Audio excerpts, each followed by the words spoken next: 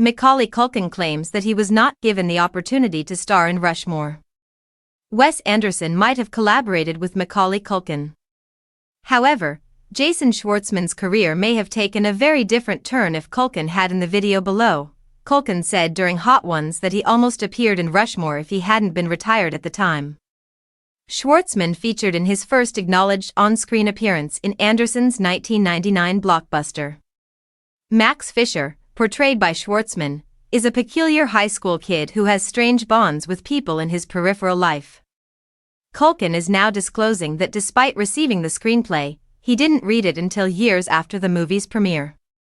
Regarding the break in his child acting career, Culkin said, "Well, you have to understand, at least then, I was retired for at least a big chunk of that, for at least like 6 or 7 years of that.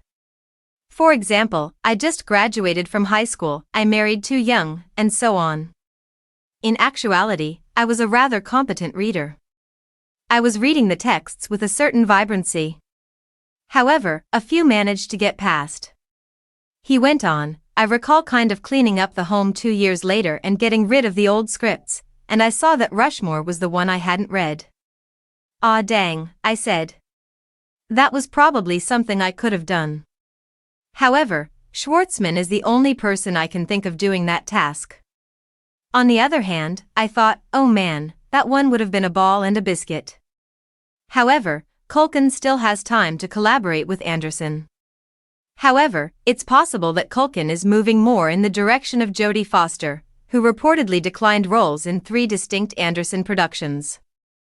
"I tried to get Jodie Foster to be in a lot of films over the years," Anderson told Collider. "We used to go to Jodie Foster for a role in every movie. And I believe I did that for 3 or perhaps 4 consecutive films. I liked her when I met her. And I believed it would win her over. And Jodie Foster is fantastic, in my opinion. I also adored her. In any case, I still want Jodie Foster.